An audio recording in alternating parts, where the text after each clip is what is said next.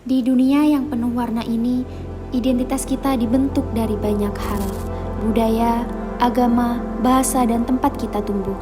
Tapi saat kita semua berada di bawah satu negara, pertanyaannya, bagaimana perbedaan itu bisa menyatu? Bagaimana kita bisa jadi warga negara yang baik di tengah keragaman? Disinilah pentingnya memahami kewarganegaraan dan multikulturalisme. Halo semua, kan lagi nontonin video dari kelompok 4 nih. Yang dibuat khusus untuk memenuhi mata kuliah kewarganegaraan. Kami dari program studi PPKN FKIP Universitas Palangkaraya.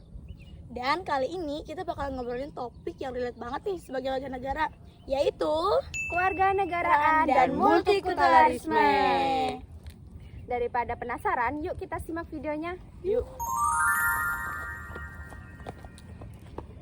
Baik, dunia yang makin global ini, kayak sekarang, keberagaman jadi hal yang nggak bisa dihindari. Kita hidup berdampingan dengan orang yang punya cara hidup, bahasa, bahkan nilai yang mungkin jauh beda sama kita. Nah, disinilah dua konsep penting muncul. Yang pertama itu kewarganegaraan dan multikulturalisme. Kewarganegaraan bukan cuma soal punya KTP atau paspor, tapi juga soal hak dan kewajiban kita sebagai bagian dari komunitas politik.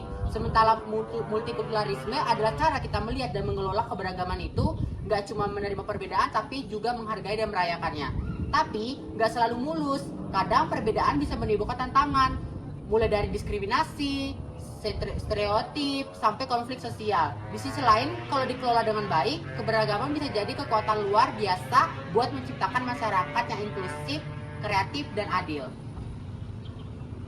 Landasan teori. Baik, kalau ngomongin kewarganegaraan dan multikulturalisme, kita nggak bisa lepas dari teori klasiknya. T.H. Marshall, menurut dia, jadi warga negara itu punya 3 hak utama: hak sipil atau yang disebut dengan kayak kebiasaan berbicara, hak politik atau kayak hak pilih, dan hak sosial kayak zaman kesehatan dan pendidikan. Nah, ini jadi dasar awal pemikiran tentang warga negaraan. Tapi dunia makin kompleks dan gak semua orang berasal dari latar belakang yang sama. Maka muncul pemikiran dari Willy Kemilika soal kewarganegaraan multikultural. Intinya, selain hak individu, kelompok minoritas juga butuh hak kolektif, terutama soal budaya, karena orang-orang bisa bebas kalau dia bisa hidup sesuai dengan budayanya. Lalu, kenapa sih sering disebut juga konflik polarisasi? Ini dijelaskan dengan teori identitas sosial dari Tajel dan Tumer.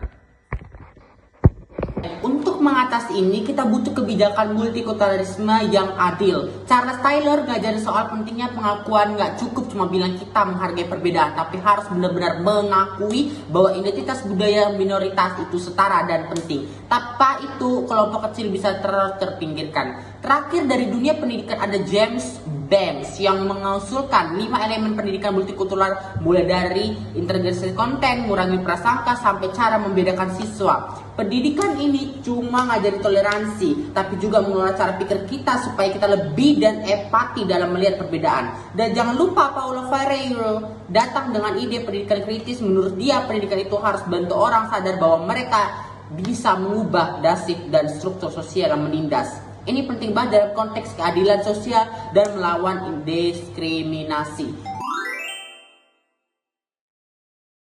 Oke, jadi gini. Dulu, konsep kewarganegaraan itu simple. Semua orang memiliki hak dan kewajiban yang sama di mata hukum. Gak peduli kamu dari budaya apa, suku apa, agama apa, semua dianggap sama. Tapi masalahnya, pola pikir seperti ini kurang cocok buat zaman sekarang, apalagi di negara yang beragam dan multikultural. Karena jika semua dianggap sama tanpa lihat latar belakang, maka minoritas tidak bisa mengekspresikan identitas budayanya.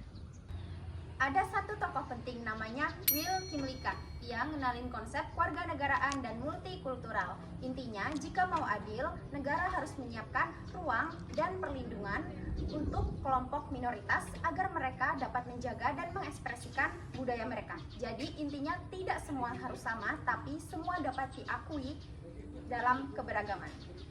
Kata Biku Pareh, ini namanya Unity in Diversity, persatuan dalam keberagaman. Simple tapi dalam banget.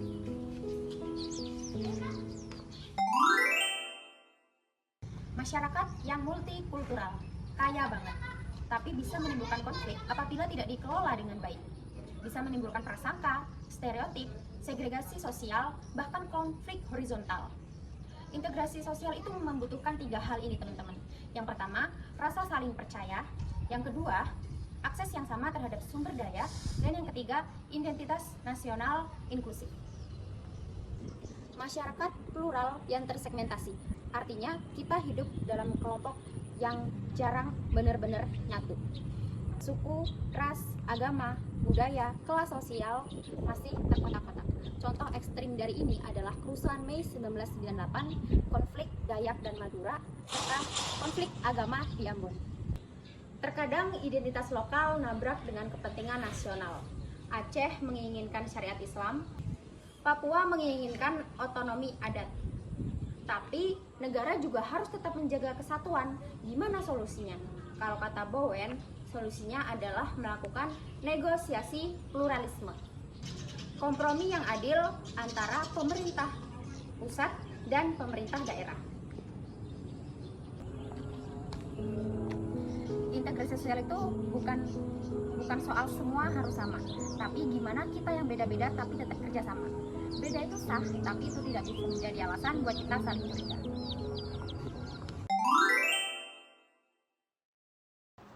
Dalam masyarakat yang multikultural, politik identitas ini bisa jadi pedang bermata dua. Di satu sisi, bisa memperjuangkan hak-hak kelompok minoritas. Bisa memperkuat representasi politik. Tapi di sisi lain, bisa bikin masyarakat terpecah jadi kami dan mereka. Bisa dipakai buat memancing emosi, memperkuat prasangka, bahkan konflik sosial. Contohnya dalam Pilkada DKI 2017, ketika Ahok diserang bukan soal kebijakan, tapi soal identitas agamanya. Ini contoh bagaimana sentimen identitas bisa mengacaukan proses demokrasi. Menurut teori sosial, Teichberg dan Turner, manusia cenderung merasa lebih dekat dengan kelompoknya sendiri, dan kadang merasa lebih baik dari kelompok lain. Nah, kalau ini nggak dikelola dengan adil dan bijak, bisa muncul polarisasi sosial. Perpecahan makin tajam antar kelompok. Selain itu, dalam kebijakan publik, kadang politik identitas ini membuat kebijakan yang seharusnya untuk semua malah berpihak ke satu kelompok saja. Contohnya, beberapa perda syariah yang berpotensi diskriminatif terhadap minoritas. Politik identitas itu bisa positif atau negatif tergantung siapa yang pakai dan untuk tujuan apa. Kalau cuma buat menang pemilu dan memecah belah, itu berbahaya. Tapi kalau dibuat untuk merangkul keadilan dan kesetaraan, itu justru memperkuat demokrasi. Baik, di sini aku bakal ngebahas tentang solusi-solusi multikulturalisme berserta kritik-kritiknya. Multikulturalisme, salah satu cara penting buat memperkuat toleransi adalah lewat pendidikan multikulturalisme. Di sini aku mengajarkan kalian buat menghargai perbedaan lewat pelajaran, diskusi, dan kegiatan-kegiatan eksklusif. Jadi nggak cuma belajar budaya aja, tapi juga belajar empati dan keadilan sosial. Lalu salah satu cara penting buat memperkuat toleransi adalah pendidikan multikulturalisme. Kewarganegaraan bukan sekedar status, tapi tanggung jawab. Dan dalam masyarakat multikultural, tanggung jawab itu dimulai dengan hal sederhana, yaitu menghargai, memahami, dan menerima. Kami dari kelompok 4, terima kasih sudah menyimak video kami. Bye-bye. Dadah.